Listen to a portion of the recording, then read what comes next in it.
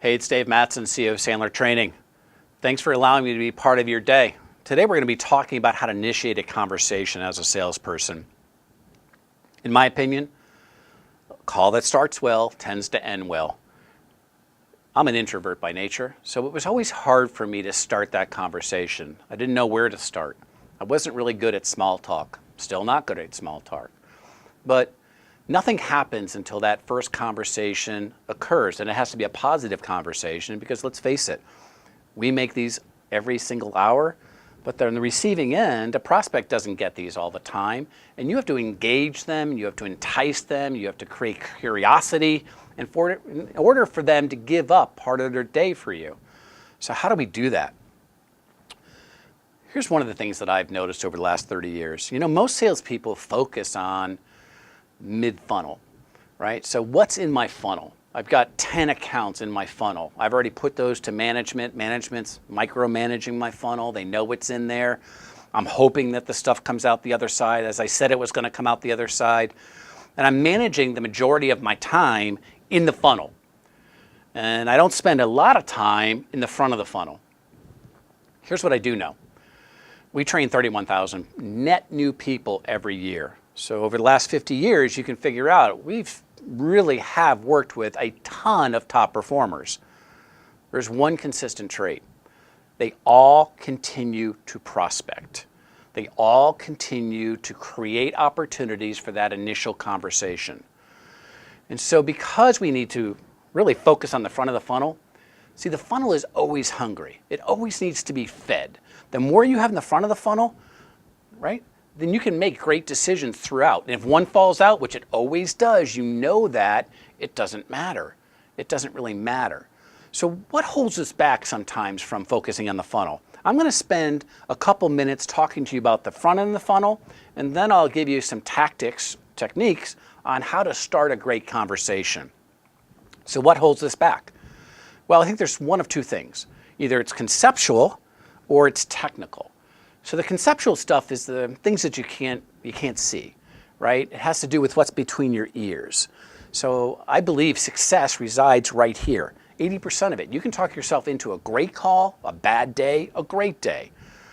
So we know that, right? And I'm a golfer. I can talk myself into a great round, or if I had a bad shot in the first hole, I am a mess because I've said, oh my gosh, here we go again. Negative, negative, negative, and I don't recover. And if you do what I do, I spend half my time saying, pretend this is the first hole, pretend this is the first hole, start over, David, take a deep breath. And so we talk to ourselves. But we've also heard a lot of childhood messages as well. I mean, think about if your parents were like my parents. They gave me messages growing up that do not support my profession today as a salesperson. When I used to go out at night after dinner, my parents would always say as I left the door, David, don't talk to strangers. I mean, we'd have this stranger danger song. We'd have this big talk track that my mom taught me. If you were to walk up to me as a stranger, I would tell you that my mom's right around the corner. I should be picked up, within a minute or two. So that don't talk to strangers wasn't good for me as I became into sales. In high school, I didn't talk to people. I didn't talk to girls. I was afraid, right? I didn't do that, danger. As I went into sales, I didn't like to network. So it just kept going throughout life. And it also holds when it's, hey, don't talk about money.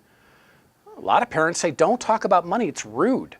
Well, you and I both know your sales leader wants you to talk to as many strangers as you can and talk about money, economics, as quickly as possible. So it's a lot of stuff going on there. My kids, they have conceptual. Now, they're not afraid to talk to strangers, but because of technology, they text rather than pick up the phone and call. They could text each other in the same house, and they'll say things on the text that they would not say face to face. So humans are pretty predictable in this area. So what do we do? Well, there's a couple other things that are going on upstairs. First, you've got to decide, do you have equal business stature? Because a lot of times when we're calling on people who are older than we are, that have more experience than we do, that make more money than we do, that have a better title than we do, we feel inadequate. We say to myself, oh, I'm new, I'm young, I'm not as successful as them. What do I know? And when you do that, then you send that message. See, people want to hear from you if you have something of value to bring. When I go talk to my doctor, even though that they are half my age, they have equal business stature. They are the expert, and because they act like the expert, I treat them like the expert. But if you were just hemming and hawing and, I'm not sure, I don't know, I haven't never seen any patients, all of a sudden I become anxious, right? I went from great to all of a sudden not so great. So you send these signals. And here's the thing about initiating conversations or prospecting. You don't see instantaneous results. See, if I could figure out that I didn't really have equal business stature or I was afraid to do something and the result was this, I would know it immediately. But most times when you are making calls, you don't see the results of going through the funnel until it's maybe 6, 8, 9 weeks down the road. It's kind of like dieting. I mean, I can say to myself, hey, don't eat dessert. But if I go and have 2 pieces of chocolate cake, I don't automatically gain 6 pounds. If I did, I would never eat chocolate cake again. But because I can eat it and I don't see myself gaining weight, it's no big deal. And that's the same thing with initiating conversations or prospecting. So the head stuff, don't minimize it. It's super important. What about technical stuff? Well, you don't even have the skills, or you don't know what to say, you don't know when to say it, and you do need both technical and conceptual, right? Because you may know what to say, but you can't bring yourself to actually doing it. Or you can do it, but you don't know what to do. So we have to figure out how to get that done. A couple things you should think about. Number 1, how many initial conversations do you need in a given week or a given month in order for you to succeed? The majority of salespeople have no idea how many initial conversations they need on a daily or weekly basis in order to succeed. They know they've got a $5 million quota, they got that part, but they don't know how many initial conversations do I need in order to hit my 5 mil. What you have to do is invert your sales funnel and say, okay, how many presentations, and go reverse your sales process until it gets to how many conversations. A ton of salespeople have no idea what that is. So if they got 5 conversations in a week, that may be great, but it's not great if you needed 25 in order to hit your number. So the first thing I want you to do is to think about, what is it for you? At Sandler, my team needs 2 net new conversations per day. That's the number. And so we're always managing that. If we're sitting with you at the end of the week and you're high-fiving because you worked hard this week, but you only had 2 net new conversations, you're in trouble. You're not in trouble with me necessarily, although you are. You're in trouble because I know there's going to be a void in the number of prospects coming out the other side of that funnel. And I know it's going to happen in 6 weeks. So we've got to up that to make sure next week you've hit this week's goal and next week's goal. So here's the thing. You can't control anything that you can't manage. So I can't manage my quota, but I can manage how many initial conversations that I have in a given day or a given week. So that's the big takeaway for you. Second one, if I know I need 10 a week, where are they coming from? Where do they come from? Now, a lot of us, we have inbound, and I get that. Some of us are doing outbound and inbound. So if you are doing some outbound, where are they coming from? Some of you don't have an option. Others, we're trying to find opportunities. So I would suggest to you, once you know, let's use my number, you need 10 a week, then I want you to pick your top 5 lead sources. What are they? And they're different for everyone. So for us, it would be executive briefings, it would be a webinar, it's LinkedIn, there's a bunch of them. So what is it for you? Find out your top 5 sources. The second thing I want you to do, once you figured that out, is to put a number to it. What I mean by that is, if LinkedIn is one of yours, it's one of ours, I know I need 10. I'm saying out of the 10, how many will come from LinkedIn? Well, I'm going to say 4. So now I've got to get 6 more. All right, so out of customer referrals, I'm going to get 2. Out of a webinar, I'm going to get 4. And so whatever your top sources are, I'm going to commit to a number to add up to my 10. Why am I doing that? Well, because now I've trapped myself into action. That's why. Because if I say I'm going to get 4 from LinkedIn and it's Friday and I don't have 4 from LinkedIn, now that's my problem. Remember, I can't manage anything I can't control, but I could control me sending out LinkedIn referral requests. I can do that. So that's my bad. I can't blame marketing. I can't blame anything. I can't even blame the fact that I was busy creating a proposal. It's my issue, which, by the way, I like as a salesperson. I don't want to rely on anyone. I'll rely on myself. I'll win or I'll lose based on what I bring to the table, and I'm perfectly fine with that. So, how many net new conversations? Great. Where are my top 5 lead sources?